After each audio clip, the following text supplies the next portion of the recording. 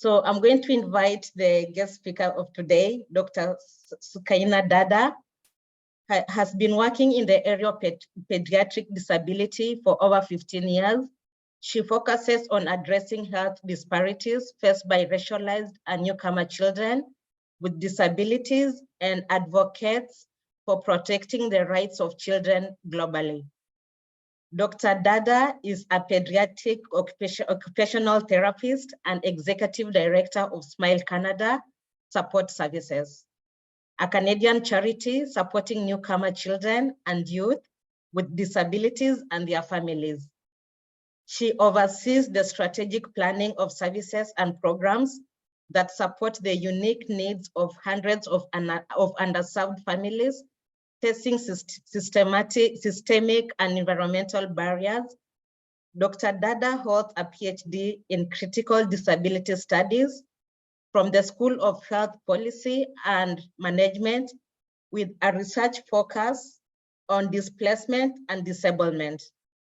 She recently completed a visiting postdoctoral fellowship at York University, developing an artificial intelligence search engine for disability advocates globally and the UNCRPD Secretariat.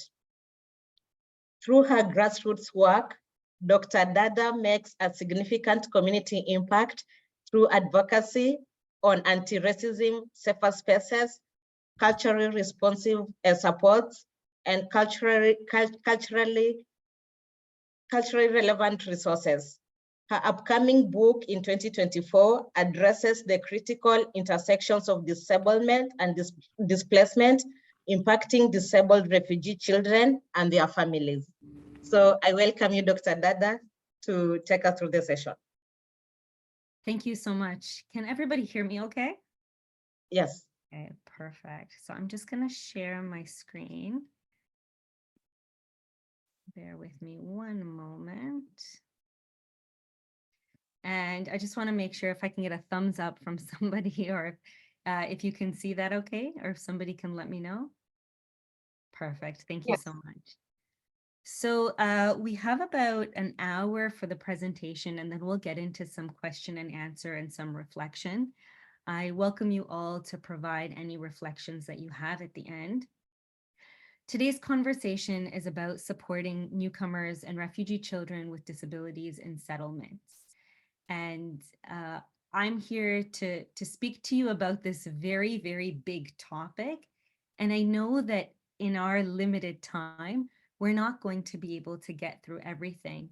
But my hope is to leave you with just a different way of thinking about how to support refugee children with disabilities in settlement, but also to leave you with some resources and some supports. And I'll get into, I'll get into the agenda in just a minute. But before I do that, I wanted to let you know that I also have some images on the slides. I'm going to do my best to share an image description, but also when we share the slides, it will also include an image description. For example, on the slide in front of you, there is a young Sudanese brown-skinned woman with braids in her hair, and she's just turning to the side. And this is one of the individuals that we work with here at Smile. Before I begin, it is National Accessibility Week, and we are observing that week here in Canada as well. And so this conversation is definitely a timely one. The theme for National Accessibility Week is Forward Together, Accessibility and Inclusion for All. And this is emphasizing the need for collective efforts to create a barrier-free Canada, which of course includes our newcomers, which are not only refugees, but also other asylum seekers. And we'll get into that in the coming slides. We always hear in Canada, diversity is our strength. And I am a firm believer of that. Diversity is beauty. Diversity and inclusion go hand in hand.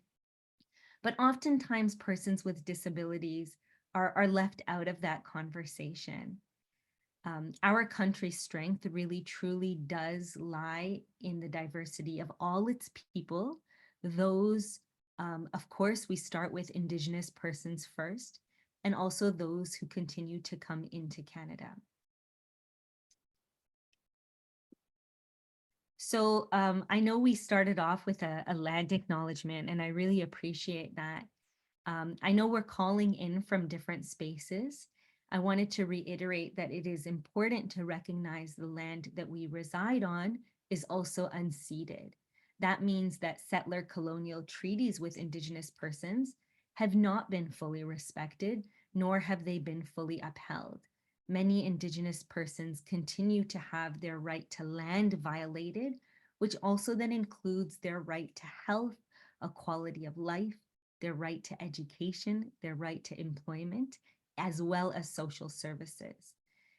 And conversations of indigeneity are central to conversations of displacement and disablement, and they must be at the forefront of all of our teaching.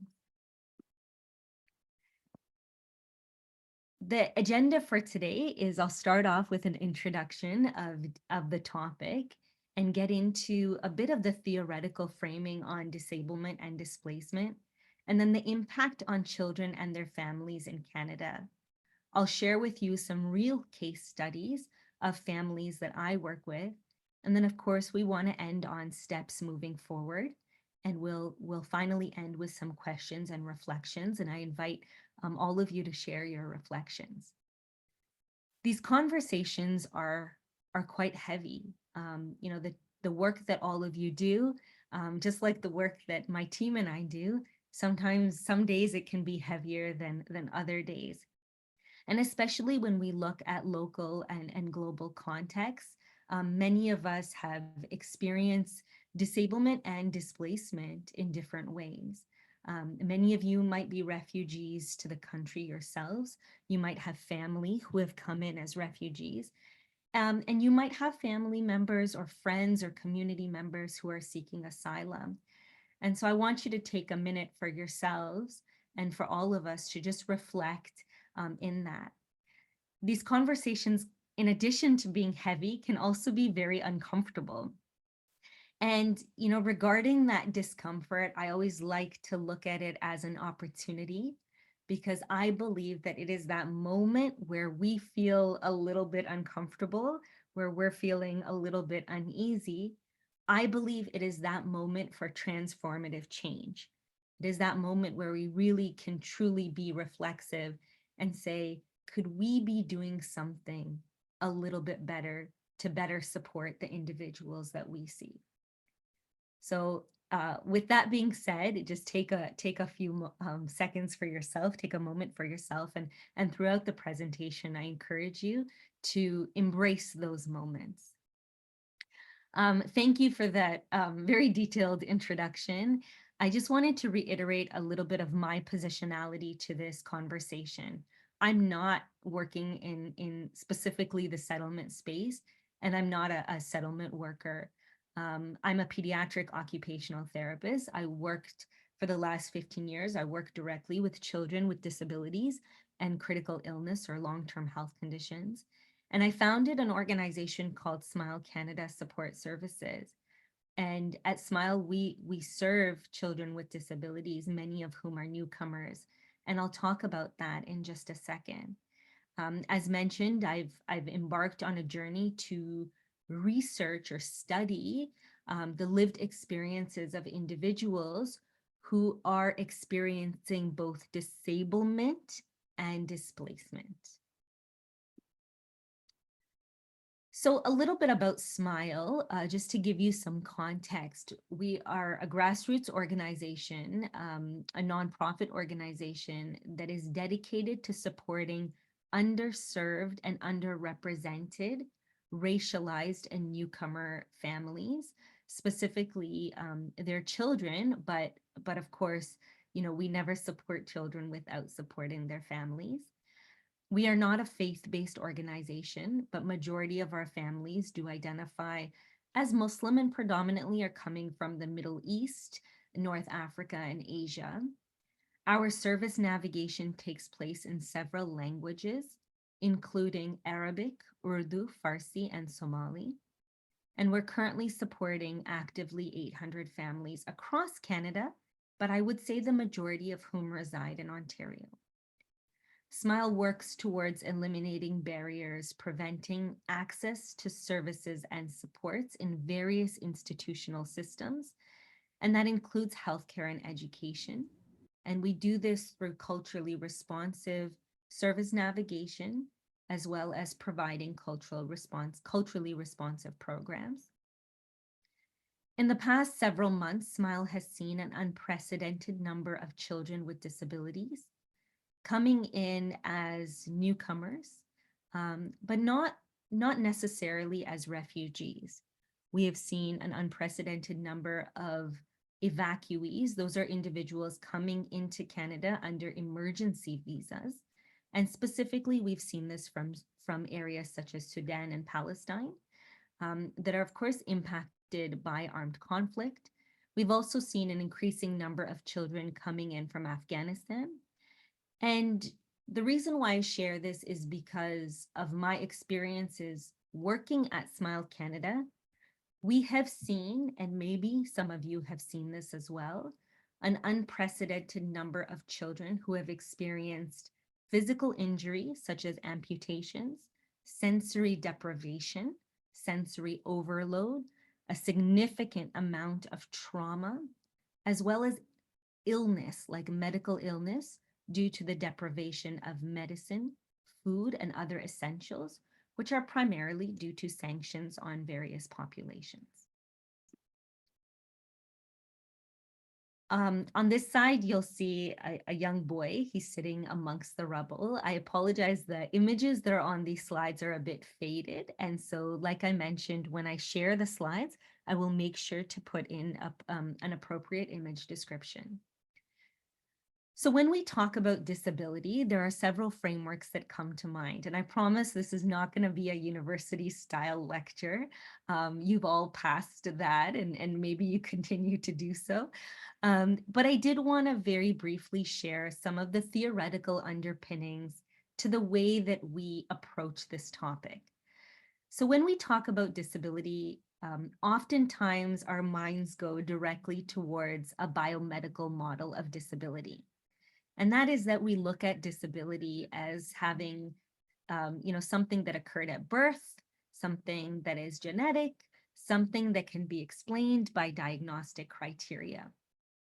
Now, of course, this is critical, and we're not ignoring the biomedical nature of anybody's condition. However, we also know that there are social and environmental factors that impact disability and disabled persons. So we've moved from a biomedical model to then the social model of disability, which frames disability as a social construct. So placing the onus on society to make spaces more inclusive and accessible. And of course, that's how we see, when we talk about racism and we talk about racialization, or we talk about something that is gendered, we're seeing a social construct in the way that we talk about social issues. And that's very important. But we also want to add in what is the human rights, what are our human rights? What rights do disabled persons have? The human rights model examines legislation. We look at international laws. We look at the Convention on the Rights of Persons with Disabilities. And we look to see how is it that we are ensuring that everybody has their rights. And here in Canada, we're looking at the right to a quality education, the right to adequate employment, the right to social services, including settlement services. And so all of these models, they frame disability, but what I'd like to direct your attention to, as illustrated by Dr. Sona Kazmi, is the transnational model of disability. And the reason why I want to direct your attention to this model is because when we talk about settlement services, we're talking about people who have come from one space into another space. Now, when individuals are coming into Canada, they're not leaving behind their stories of displacement. They're not leaving behind their stories of trauma or war or occupation or poverty. They're not leaving those behind, because none of us, if we go from one space to the other, can leave behind what we've endured, our experiences, and our identities. So bear with me for just a minute as I get into the transnational model of disability. It locates the problem of disability in the violence of global class relations. So here we think of capitalism, imperialism, neocolonialism, just to mention a few. We started off this conversation talking about the rights of Indigenous persons and the land acknowledgement. And so in that context, we think of settler colonialism. We think about the dialects of global politics, the historical infliction of pain upon the poor and racialized body, the exploitative social relations. So for example, this could be gendered or raced or classed, and the destruction of the planet by the bourgeoisie ruling class, causing health issues for every species. So you might be thinking, why is it that we're talking about this in the context of this conversation? Well, we cannot ignore narratives around transnational disablement, specifically in the context of armed conflict and displacement. To sum it up, disability is not just related to biology, it's not just related to our social circumstances, and it's not just related to our environmental conditions. It is related as well to the access of medicine, the deprivation of food, the physical and psychological impacts of armed conflict, structural violence, and intergenerational trauma on our bodies. These are the bodies of the individuals that you meet. Their stories continue when you meet them and when you are no longer supporting them. And so as individuals, myself included, yourself as well, who are working with individuals who are coming into Canada, having experienced a myriad of things, it is important for us to acknowledge that they might be impacted by disability in ways that you and I cannot even begin to imagine. We know that families who come to us through settlement, services, who come to us through the United Nations refugee process, or those who are privately sponsored, we know that they have intersectional identities, experiences, and oppressions. Now, I often get told, but we can't just list everything everybody has, because we are pressed for time. And I appreciate that comment. But intersectionality, a term coined by Kimberly Crenshaw, is not about stacking identities. It's not about counting and competing. It's not about saying, I identify with these 10 things and the person in front of me is identifying with 20 things. That's not what intersectionality is about. It is about how structures make certain identities the consequence of the vehicle for vulnerability. So I'm going to pause for a second and explain. Oftentimes when we talk about vulnerable persons, such as disabled persons who are vulnerable, we are not talking about their condition. It is not their disability that makes them vulnerable. It is how society has placed value on them. So it is important for us to consider context. What is happening? What is going on around us? What policies impact us? What institutional structures play a role in contributing to the role of exclusion? Now that's a mouthful, I know, but the reason why that's important is, like I said, when individuals who have experienced disability, who are experiencing disability, are seeking settlement in Canada, are seeking refuge in Canada, it's important to know that they might be facing a whole slew of obstacles that are contributing to their marginalization and vulnerability. Intersectionality is a metaphor for understanding the ways that multiple forms of equality or disadvantage sometimes compound themselves, and then they create obstacles that are often not understood in conventional ways of thinking. So when we're thinking about intersectionality and we're looking at our own position, it is important to know that the individuals that we see before us, they may have intersecting oppressions, intersecting experiences. The thing about intersectionality is we cannot separate individual identities, nor can we separate individual experiences or oppression. I'll give you a very brief example. Kimberly Crenshaw, in the context of the United States and gun violence, has shared some very, very fascinating studies and information on how gun violence has impacted Black women.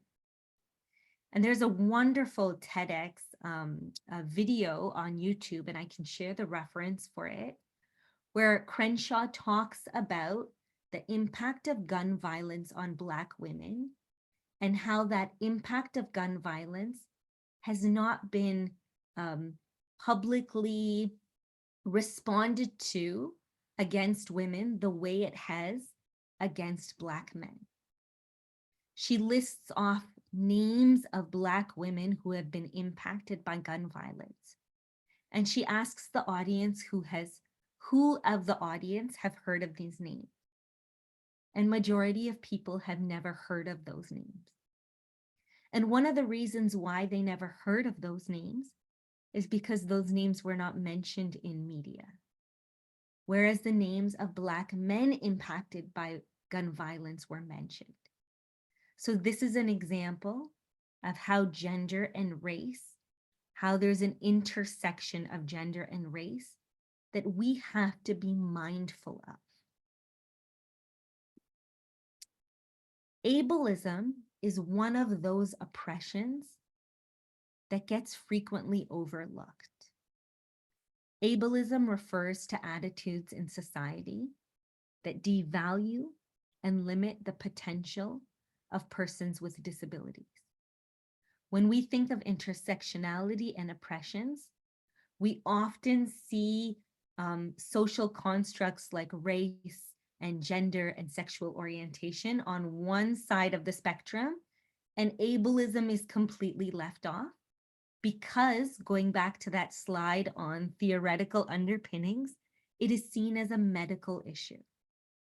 And so when we have conversations in our workspaces of equity and inclusion, oftentimes ableism doesn't get included within these conversations on how to tackle systemic discrimination. But we know that persons with disabilities or disabled persons are often discriminated against, neglected, and bullied within all of our spaces.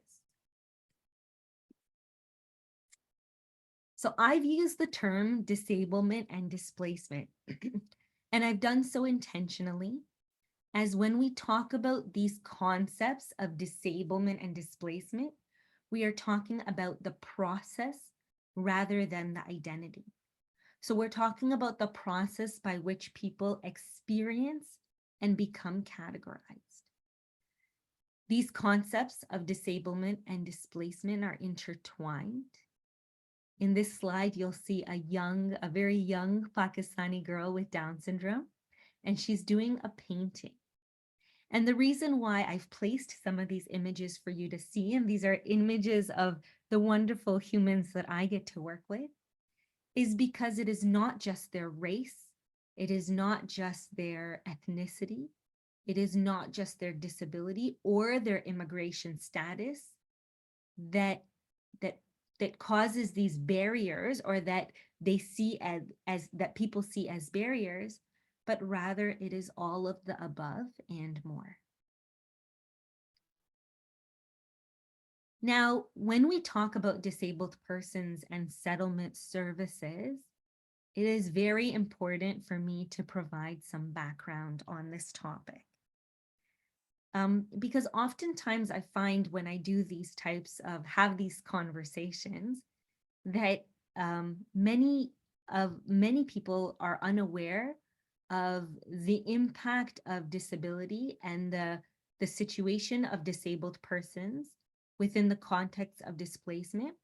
In this slide, I'm talking specifically about the context of armed conflict. And I say armed conflict as like an umbrella term, but of course that includes all the different types of conflict that is happening around the world. Disabled persons, even though we might feel that within humanitarian spaces should be amongst the people who are the most protected, are actually the most exposed and excluded groups of any displaced society. Globally, disabled persons are placed in such vulnerable positions, again, not because of their disability, not because of their individual condition, but because of how society treats them. We utilize, and we continue to utilize in our systemic processes, this survival of the fittest methodology, that persons who are considered to be able, persons who are considered to be more likely to survive, persons who are considered to be financial contributors to the society, are going to be more protected. And this is not something I'm making up. We know this from the data and the research that we have. And intentionally, I have put some references on this slide that spanned over the course of a decade. So disabled persons are the most overlooked within humanitarian spaces, including those very programs designed to support displaced persons. Disabled persons are at a higher risk of physical and sexual abuse, exploitation, abandonment, and death. There is a fear of reporting disabilities due to abandonment and persecution. There is also a fear of reporting disabilities of individuals who enter Canada. And if I ask you why you think that is, many of you are aware of the Canada point system.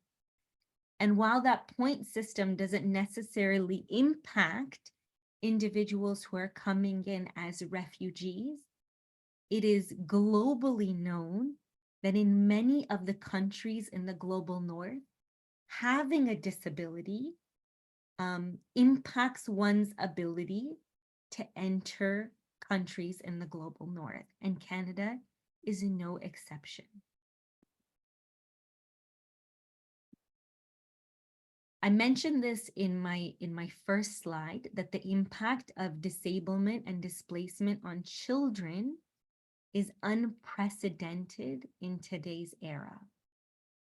According to a recent UNICEF report, in 2024 alone, we have seen more children amputated in armed conflict than we have in the last 10 years. And we're talking about globally. Many of these operations, many of these amputations are done without anesthetic. They're done in unsanitary and unsafe facilities. And many, many children die as a result of infection, blood loss, and trauma. And again, you might be wondering why I'm saying this, because I've seen some of these kids here in Canada. Some of the children who were able to come in, they might have not entered through settlement services. They might have entered through private means on emergency visas. However, these are the children you will be seeing. And I'm going to explain that in just a second. In current war zones, over 1 million children are considered injured, sick, malnourished, traumatized, and living with disabilities.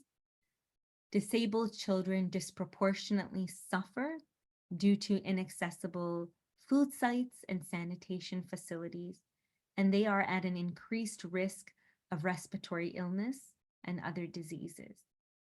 There are barriers to vital accommodations and services they need because of their disability. And so many children who are coming into Canada, you will hear stories from them about how they were in refugee camps or how they were in the process of displacement, and they acquired a disability, or their disability became further impacted because of barriers to vital accommodations.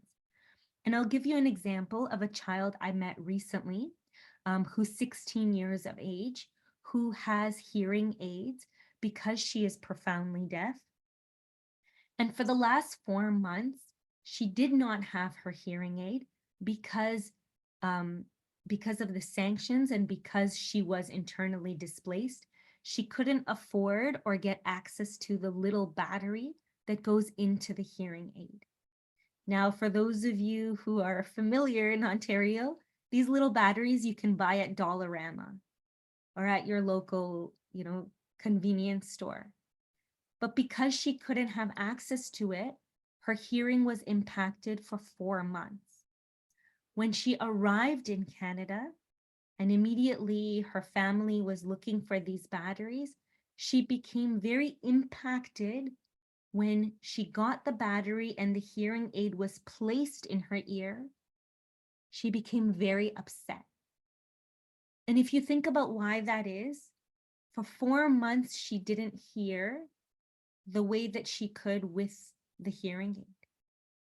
And when asked why she was so upset, it was clear that she was extremely traumatized, that she covered her ears immediately, and she said that she did not want to hear because those sounds that she was impacted, the sounds of bombing, the sounds of screaming, the sounds of all the trauma, she was actually much more comfortable without those sounds.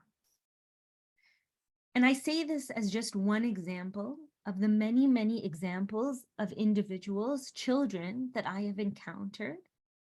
We know that environmental and physical barriers to access exacerbate existing disabilities.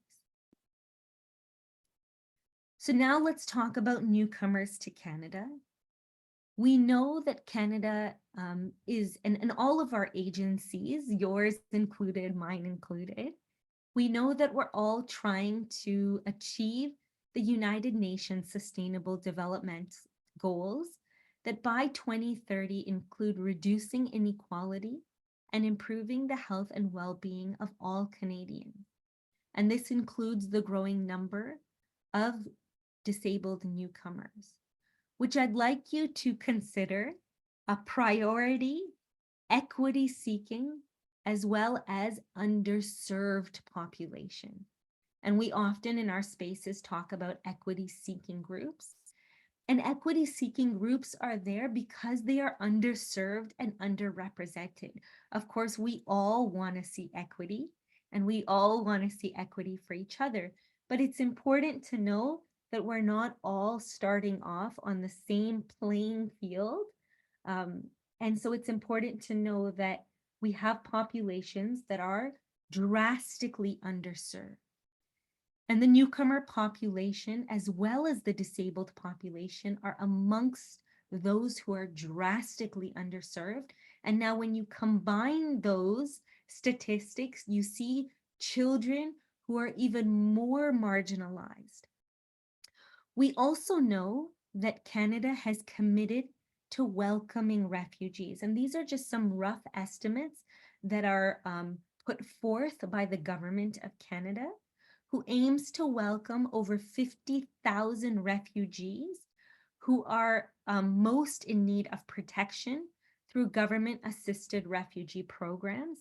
And if you take a look at the Government of Canada website, you'll see that predominantly these individuals are coming in from places in the Middle East and in Africa. Again, these are statistics of those who are coming in as refugees. We don't have the statistics of those who are also seeking asylum from other ways.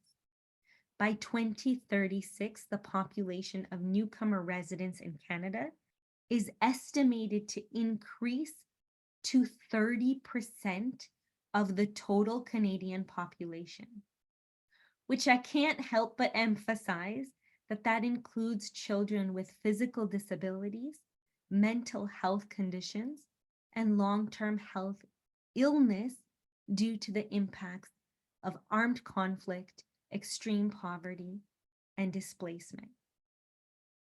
So why do I keep emphasizing this? Because these are the clients you will see, and it is even more reason why this topic matters.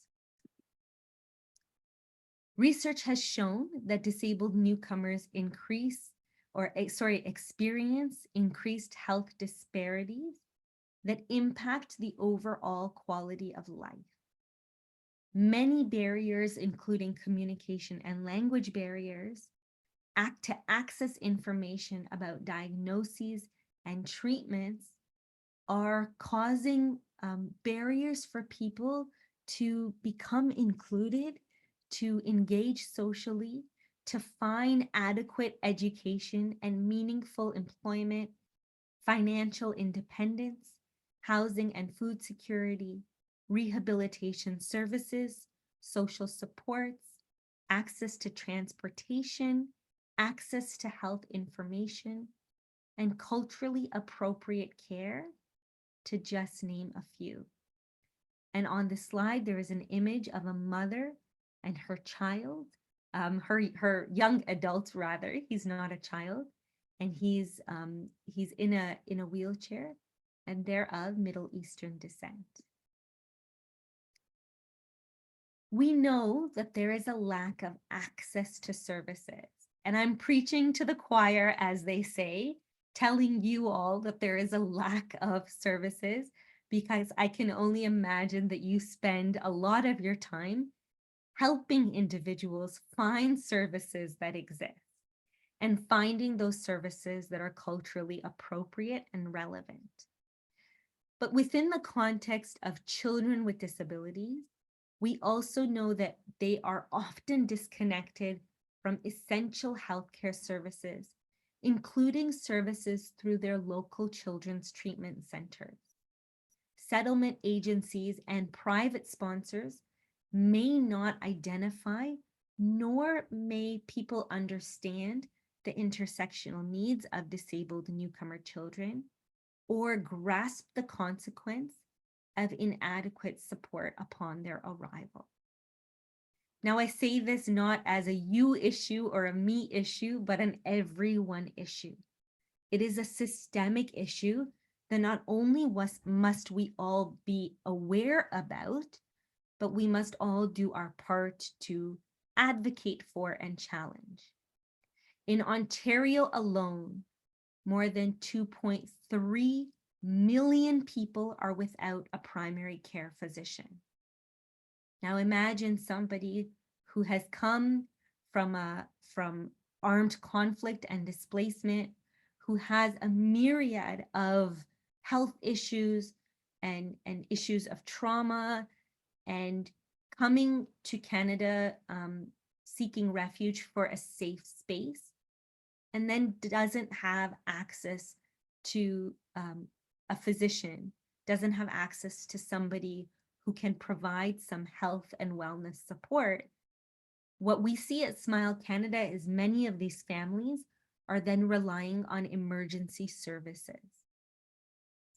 And that is a problem. Many of you have probably experienced emergency services sitting in an emerge room for 8 to 12 hours, and then talking to somebody about an issue with your child.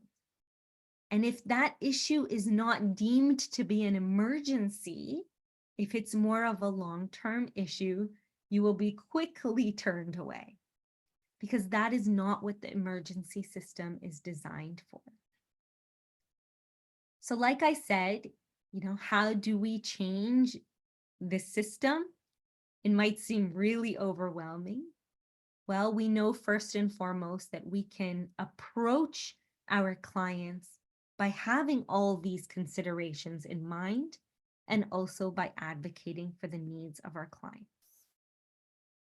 So I've titled this slide Space for Narratives, and I want to present this case study to you. And this is of a real family, although I've changed the name to protect their privacy. So I met this Sudanese refugee family of 6 who was facing extreme poverty fleeing armed conflict. And I met them in a temporary shelter in Mississauga that, they were basically placed there through a settlement agency. And when I met them, it was clear that the 6-year-old had a condition called a disability called cerebral palsy. And just to let you know how he presented to me, he was in an umbrella stroller. Those strollers you get if you go to a theme park, for example, that are not meant to really support an individual's body posture, but that are usually like a cheap stroller that your child can sit on if they're feeling tired, but they're not meant for kids to be in for long periods of time. When I met this young boy, his body was thrust forward. His chin was touching his chest because he had no physical ability to independently lift his head. So his vision was constantly impeded, and he was just forced into this position of looking down at all times. It's a very dangerous position for him to be in, especially for long periods of time. The family spent more than 6 months in this temporary shelter without any connection to health or disability related services. And when we tried to find out why, there were a few issues that came about. One, the parent reported that the child acts this way because he hadn't had proper food in years.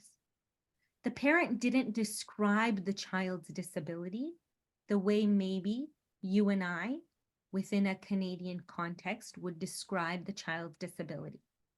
And that is no fault of the parent, but oftentimes what happens when we meet individuals, we are going based off of their descriptions that are in line with our own descriptions here in Canada. Many times parents don't describe their children's disability or conditions the way we do, because we speak different languages and we're coming from different spaces.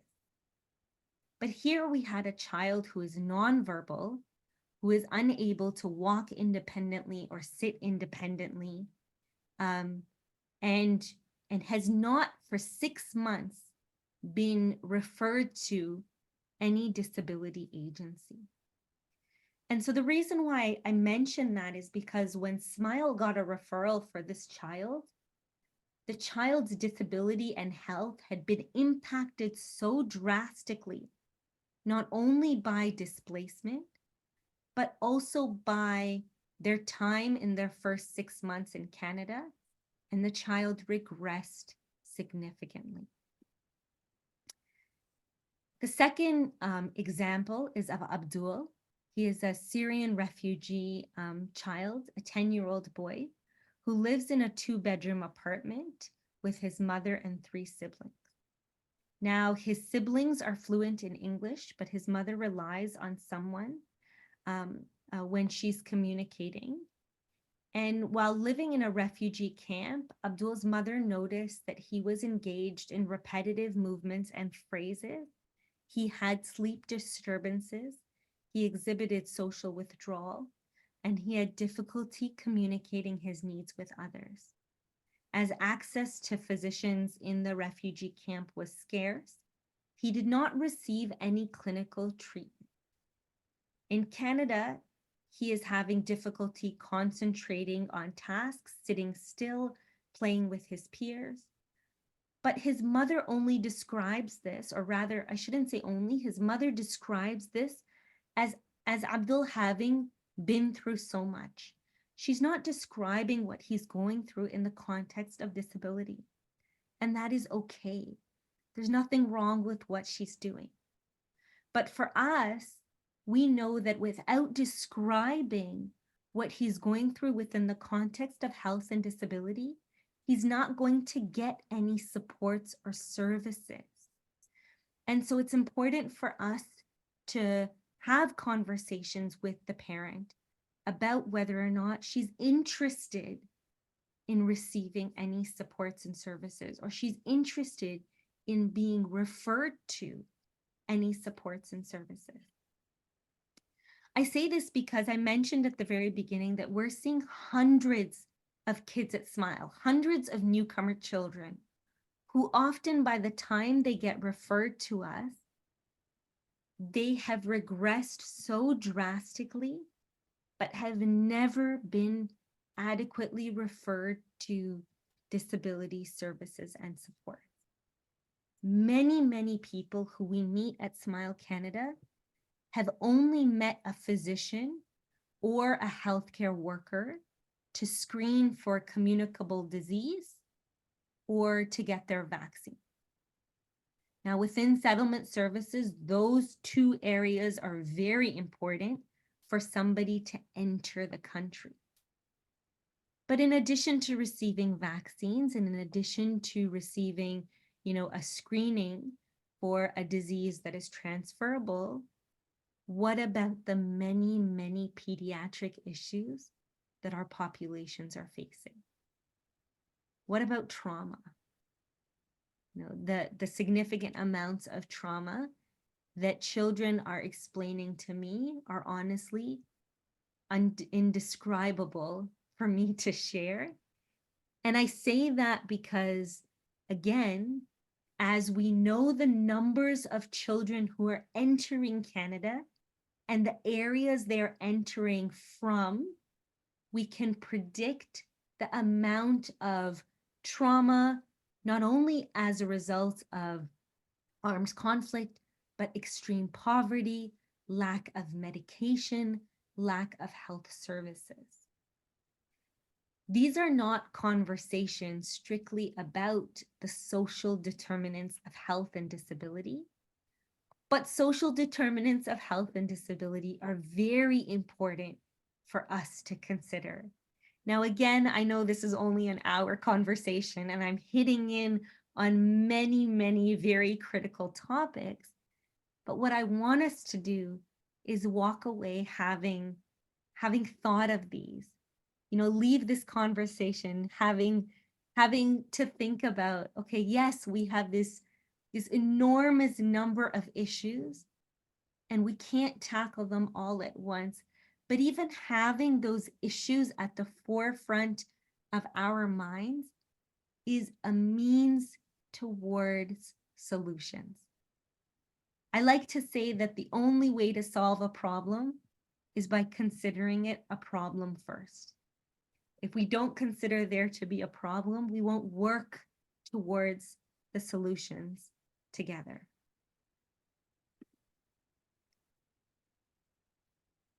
I am very grateful that you invited me to share with you today, to speak to this topic, because I believe that there is an urgency of dialogue in this area.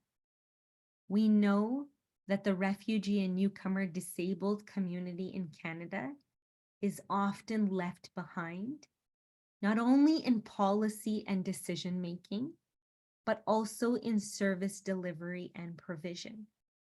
We know that refugee children specifically are left behind in receiving adequate and appropriate accommodations and supports. So while we have many discussions in our spaces, and I say this collectively in all of our spaces, on cultural sensitivity, on exploring privileges, on exploring internal biases, we know that there is an urgency of dialogue to support those who are left behind. those whose families are impacted by displacement, by trauma, by war, they are entering our spaces, our clinics, our schools, our places of employment. And so they have to be considered a priority population. Children with disabilities who are newcomers and refugees must be a priority population.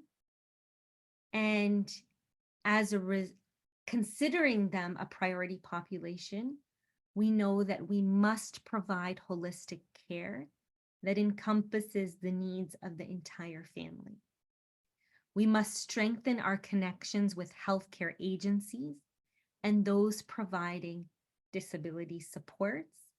We must stay informed on the impacts of displacement and armed conflict and how those impacts are on those with disabilities or persons with disabilities entering Canada.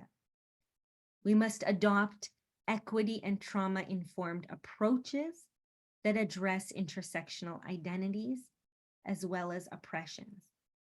And this, for example, can include anti-racism, an anti-xenophobic approach, an anti-ableist approach, etc. I wanted to briefly share with you as a summary, and I promise I'm going to close soon so that we can get into some of the reflections. I wanted to share with you what SMILE families have reported to the team. That first of all, there is a lack of clear and centralized information. And again, this is not a you issue or a me issue, this is a systems issue. But together, I believe with these conversations, we can take those steps to make change, whether it's individual change, collective change, or systemic change. Families struggle with where to look for information on resources that are available to them. Many families have come to us saying, I never was told of services for my child. Or they said, I was told of services for my child, but I didn't understand what the person was saying. We know that the services that we're talking about are not streamlined.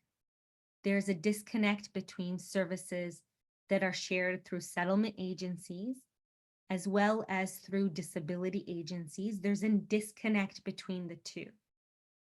And we know that families are not being connected to appropriate respite, therapy, or financial aid resources. In addition, there's also a lack of awareness on disability-related resources and how majority of those resources are not government or publicly funded. Many disability-related services must be paid out of pocket. And so this is where SMILE comes in, and agencies like SMILE, where we have, as a Canadian charity, we have some resources at our disposal that are designed to support families who are underserved. And there are similar agencies like SMILE, who we will talk about in just a few minutes. We know that there are language and communication barriers and lack of translation services for families, but also within translation and interpretation services, there is a lack of culturally appropriate services. And I'm going to give you an example.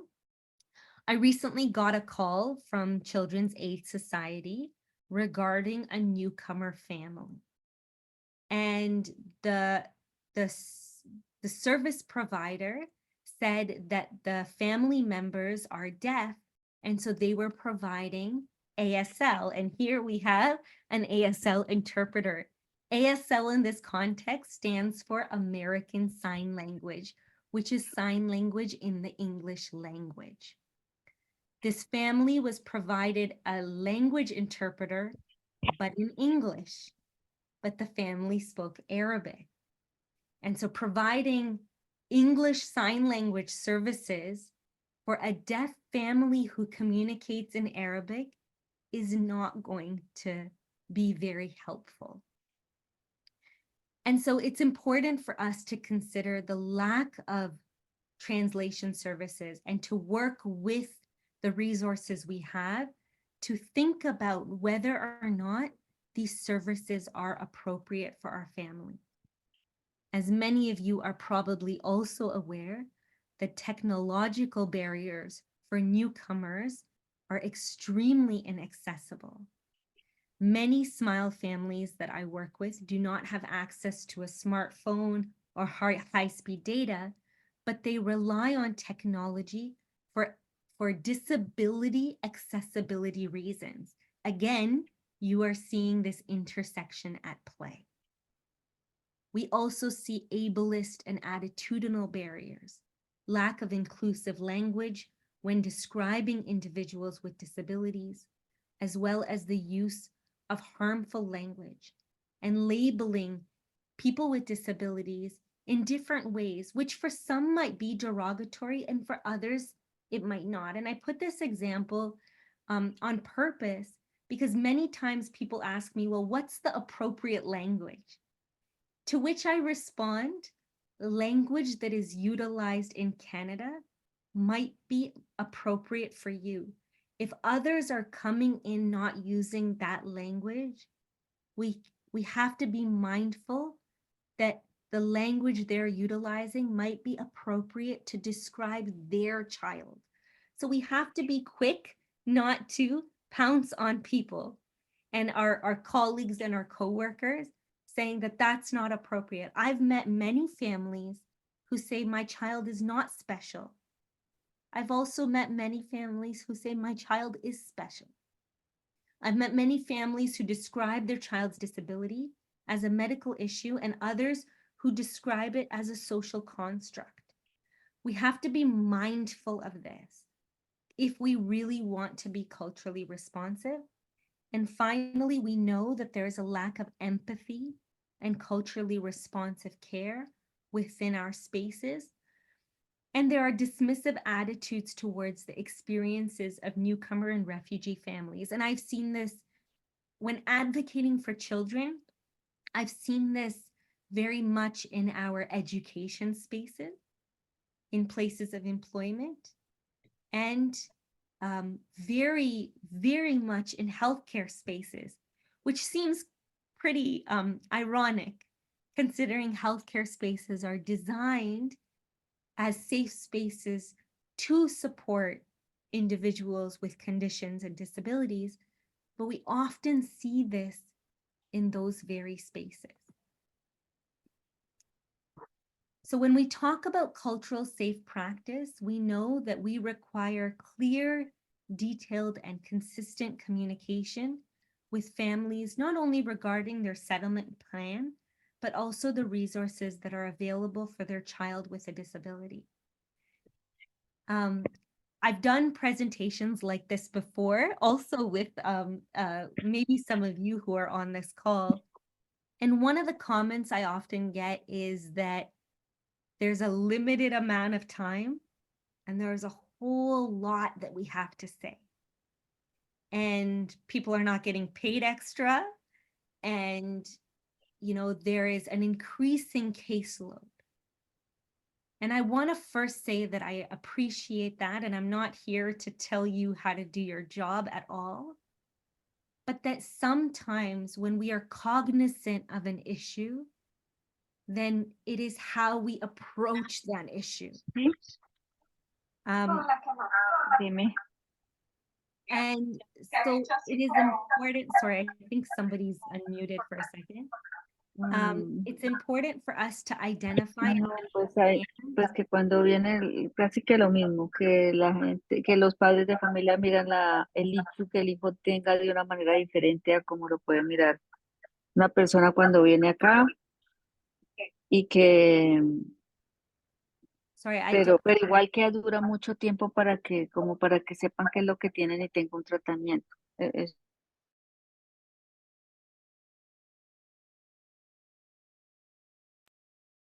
Okay, can everyone hear me okay? Sorry about the interruption. It's important for us to identify and understand the barriers posed against a family.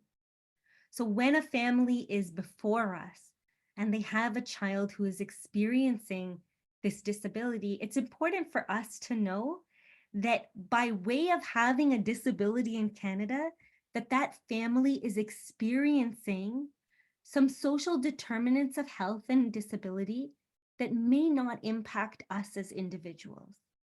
I'll give you a very brief example.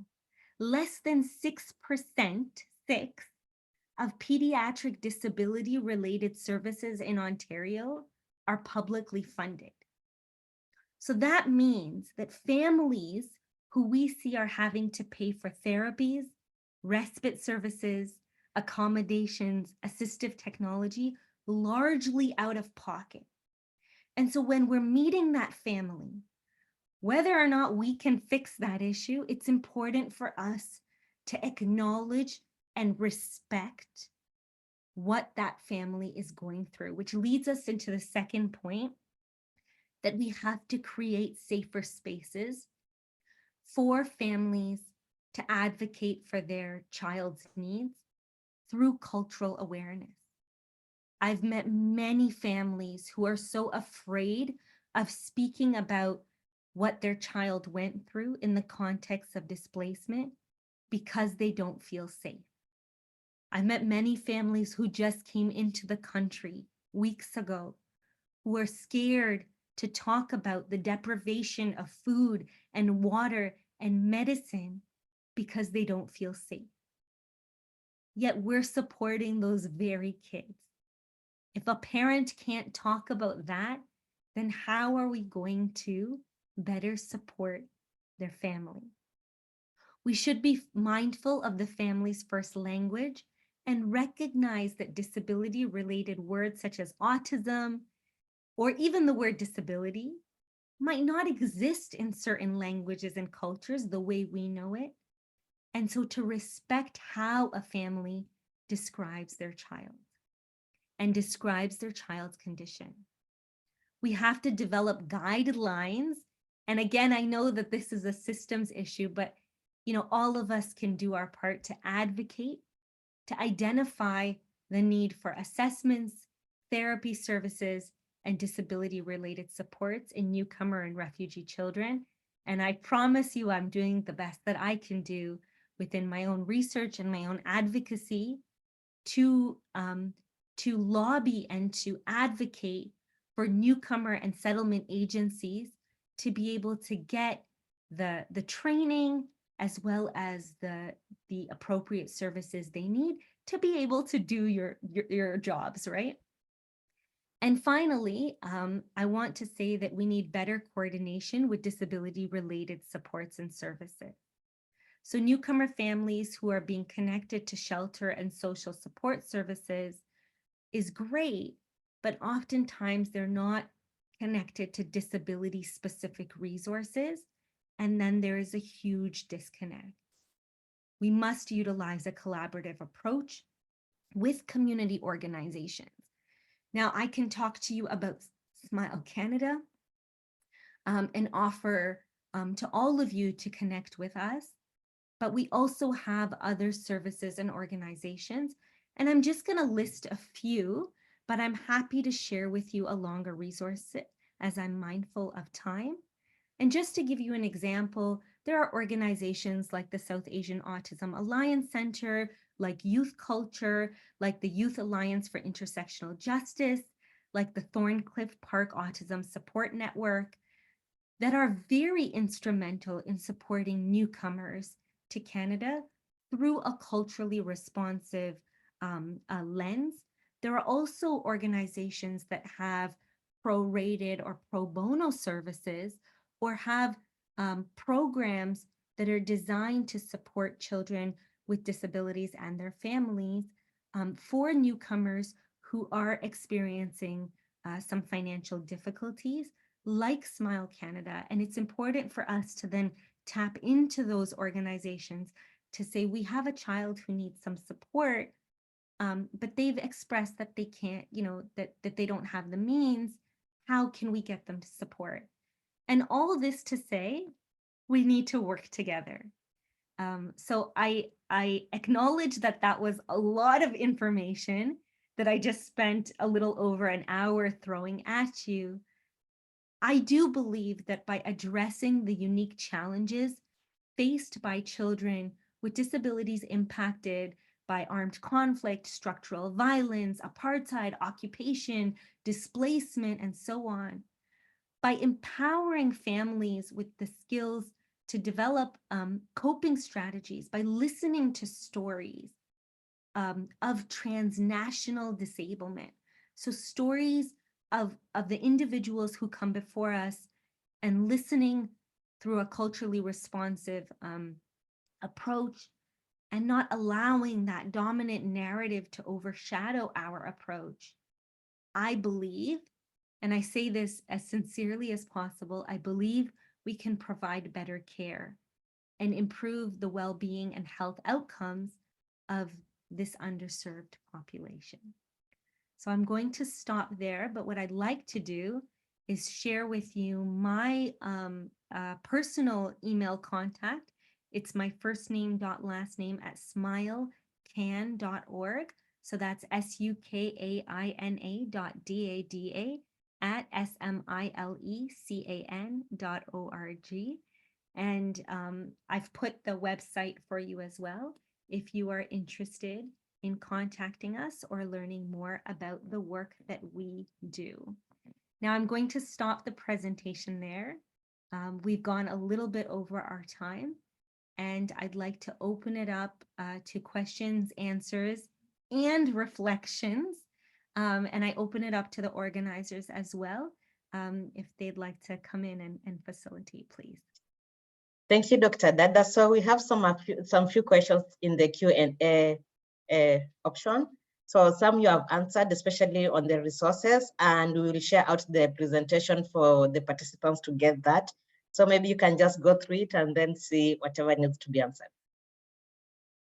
Okay, excellent. So I don't know if these are in, I think I'm going to go in order. I'll just start at the top. So the first question is, what are the best resources and agency for newcomer children with disabilities? I believe the question is specifically asking about families who are coming in from Ukraine, if I understood it correctly. And if I don't understand your questions correctly, please forgive me, and please feel free to just correct me on the spot or type it in.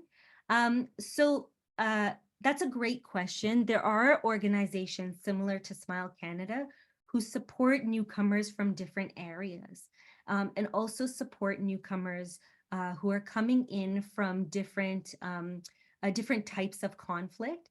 There are also populations that get more government supports for whatever reason. That's a whole different conversation. And so, for example, newcomers from Ukraine, there have been specific programs implemented at various health and disability institutions, and I'm always happy to share some of those. The reason why I say that the way I do is because it's important for us to acknowledge, and I said this at the very beginning, is not all newcomers are getting the same levels of supports. Some newcomers, they get some financial assistance, some type of stipend or compensation, where other newcomers, for example, the newcomers that we see coming in from Sudan, they're not getting any type of government support if they're coming in on emergency visas. And the reason why that's important to note is because even within settlement services, and I can only imagine your jobs are quite difficult, that not every client that we see within the context of disability is going to be getting the same level of support. And so that makes our jobs a bit harder, as we have to then navigate disability related services based off of that knowledge that a family shares with us. The second question, is there an organization like Smile Canada in Surrey or Vancouver in BC? Again, there are many organizations that are similar to Smile Canada, but we are also in BC. So please feel free to connect with us directly. Do we have some resources or contact to share with us? I'm happy to share with you, and I've shared with you my individual contact. But regarding disability-specific resources, it is very important for you to get in touch with the Children's Treatment Center in your local area for the clientele you serve. Now, children's treatment centers are all over the place. So if you're in Kitchener-Waterloo, there's a children's treatment center connected with you there. If you are in the GTA, there's one there. And I would encourage all of you to look up your children's treatment center, because all of them should be supporting your clientele who have disabilities. Your pediatric clientele, roughly around ages 0 to 18. But if they cannot help you, they are supposed to be connecting you to the agency who can help you. So instead of providing an exhaustive list of who that is, I'm always happy if you cannot find yours or get in touch with yours, please feel free to reach out and we can help you on an individual basis. Regarding the slides, yes, you'll get the slides. And regarding trauma screening, that's an excellent question. Regarding trauma screening, it's very important for us to ensure that the child is connected with an appropriate healthcare provider. I provided 2 agencies in my list of resources that do that. And I provided agencies that do it in different languages. For example, in Arabic and Somali. I believe in my work, it is very important that to find agencies who provide trauma screening, trauma counseling in different languages, as opposed to having an interpreter or a translator. And the reason why I say that is, again, because of the spoken languages we have and the cultural nuances that come with that. Having an interpreter is definitely better than not having an interpreter, but as best as we can to go to language-specific resources. And going to the question about organizations, do they offer services to people all over Canada? Many of them do. Many of the ones I shared are Ontario specific, but maybe we can work together to come up with a list for your agency on the different areas that people are concerned in to help find the resources in your specific catchment. So I think what we can do is continue to work together to find a list that would benefit you for the clients you serve within your catchment area. I think Sonia made a comment that newcomers include refugee claimants as well to benefit from this program. Please let me know if there's a question there. I don't want to miss it. I'm just sharing the comment.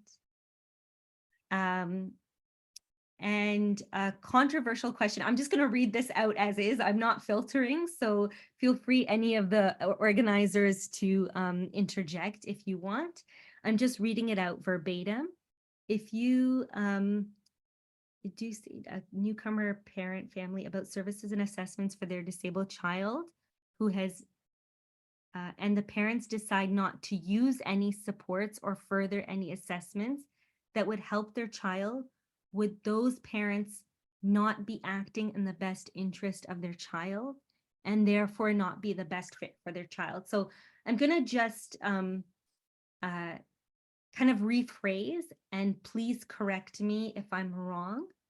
I think the question is asking if you are recommending services for a disabled child, but the parent decides not to utilize those services or support their disabled child, are they a good fit? And please, again, correct me if I'm wrong. I think there are a few factors that come to play. Is one, are they harming their child? Of course, if we in our expertise at OCASI, at SMILE, in any of the social services, if we feel like a parent is directly harming their child, then we know the appropriate avenues we have to go to protect that child, and that includes disabled children. However, we often at SMILE see parents who reject services. Давайте, кажіть. We often see parents who reject services not because they want to harm their child, but predominantly because they don't understand the service. I'll give you an example. I'm a pediatric occupational therapist. My own family doesn't know what that means, right? So if we're presenting occupational therapy to a family who doesn't understand what it entails, it's not that they don't want to support their child. It might be the understanding of the disability related services. So this is why it's important to connect families to language specific providers if they are available, as well as culturally responsive supports and services. I hope that answers the question. Ну, 22-го там питало заплатили, да? Ще не заплатили. Може, вони мені це вчора пізно вечором прислали. І тут Може. пише, і Джон 30-го, Sorry, I'm not sure if those comments are meant for myself or for the presentation. So feel free to place a comment in the Q&A. The next question or comment is around not having a language interpretation translation association across Canada makes it harder for us to keep interpreters accountable and educated properly. I really appreciate the comment, Angela, and I agree with you. Training should be mandatory for interpreters. Unfortunately, I have no jurisdiction over interpreters, and I believe neither do you. But I do think that within our own services, because I also rely on interpreters, but I think that it's important for all of us to make a list and always be mindful of who people have good experiences with. All of us know that our children, there are teachers who connect with our children and there are teachers who don't. There are doctors who listen to us and there are doctors who don't. Similarly, we're going to have service providers who are more responsive to the needs of disabled newcomer children versus those who are not responsive. And so it's important for us in our own spaces to curate those lists of individuals who are doing a very good job.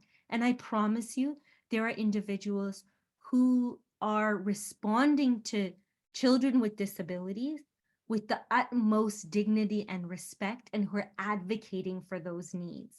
So within settlement services and disability services, it's important for us to share.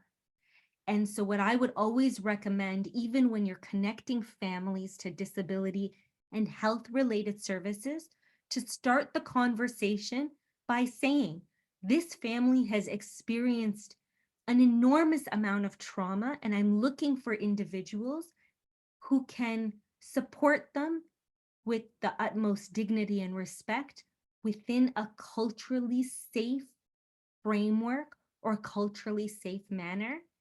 And I would not shy away from saying that explicitly. Because what happens is sometimes we just go off based off our list.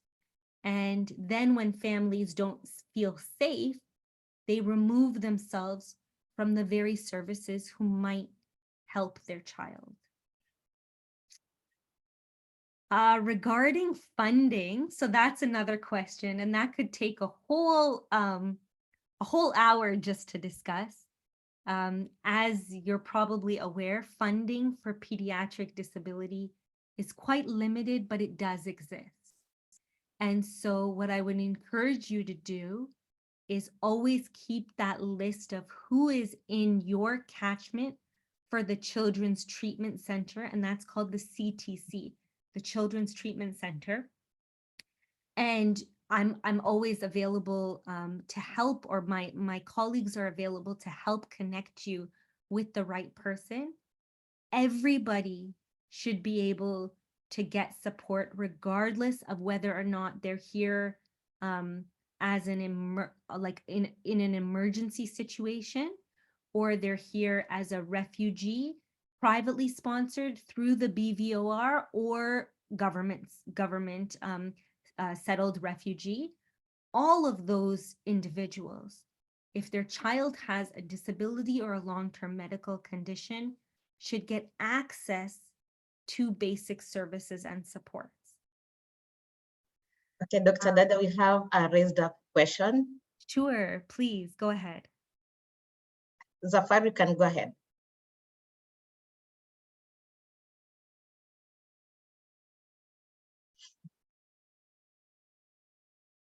Okay, so maybe just continue when the person is You asked me then. to go ahead? Yeah.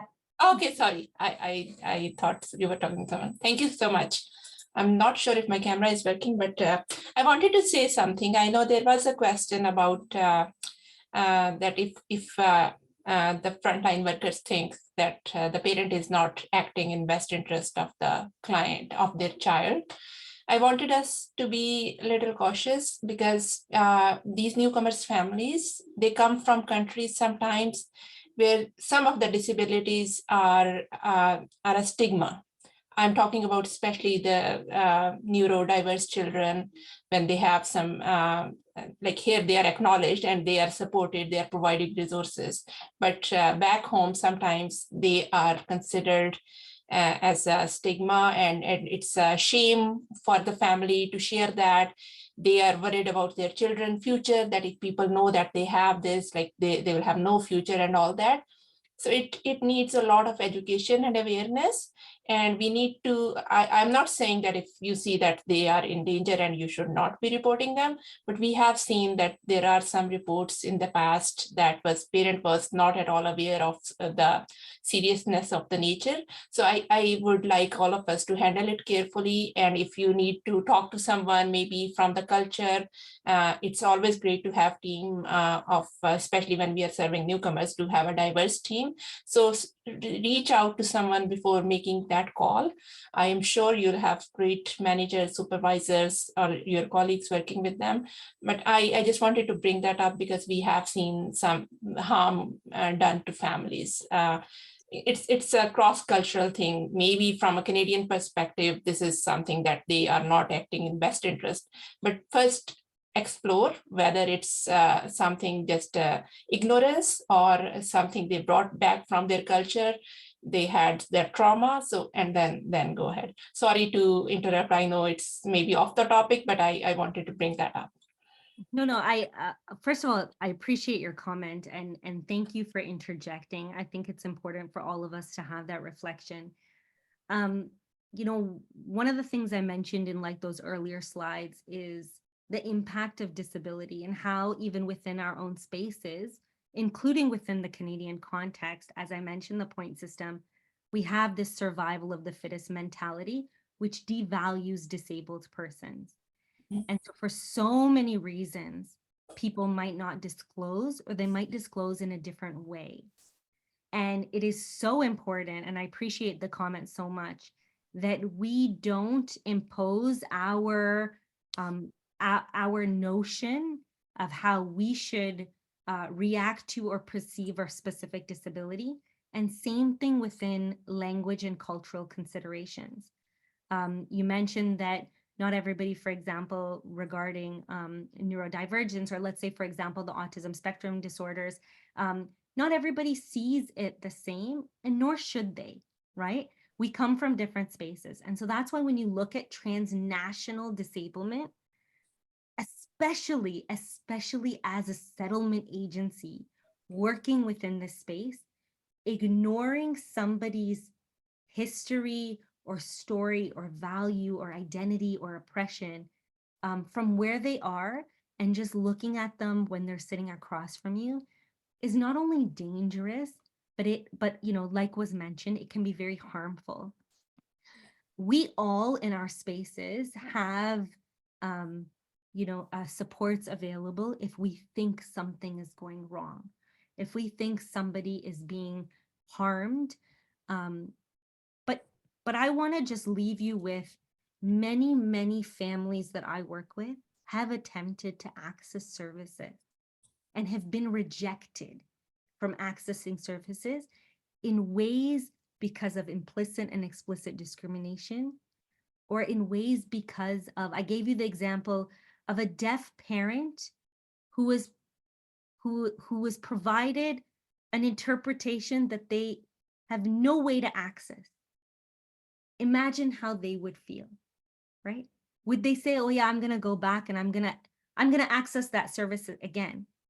And the agency said to them, well, we're giving you this service. And they're like, but we don't understand, right? It's almost comical, like it's mind-blowing, right?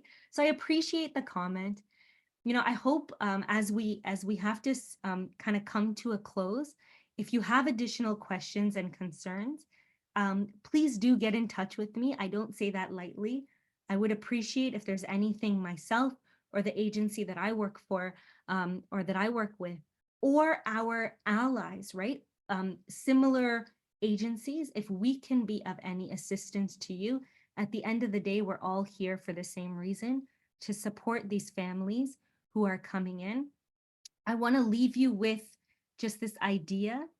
If you can make that extra effort, you know, make that intention to support specifically newcomer children with disabilities, and ask your colleagues, ask your coworkers, how can we do that? Knowing very well that this population is a population that is left behind. And again, it is National Accessibility Week. So, you know, what better time to have this conversation than now? Thank you so much for your time. Thank you so much, Dr. Dada. Because of time, please take a few moments to respond to the survey that I'm going to launch for improvement of the future sessions. So also because of time, Dr. Dada cannot present to or cannot respond to all the questions. So feel free to get in touch with her directly, or I can help to coordinate also those questions if they'll be overwhelming on your side. And then also we'll be sharing out the presentation and the recording once it is ready. So I just take this opportunity to thank you so much for the informative session. It was really uplifting and also really knowledgeable to all of us here. And we hope that we can be in touch soon. And also we believe that we can connect and maybe collaborate more in the future. So thank you so much, everyone. Please fill in the survey and then you can leave at your own pleasure. Thank you so much.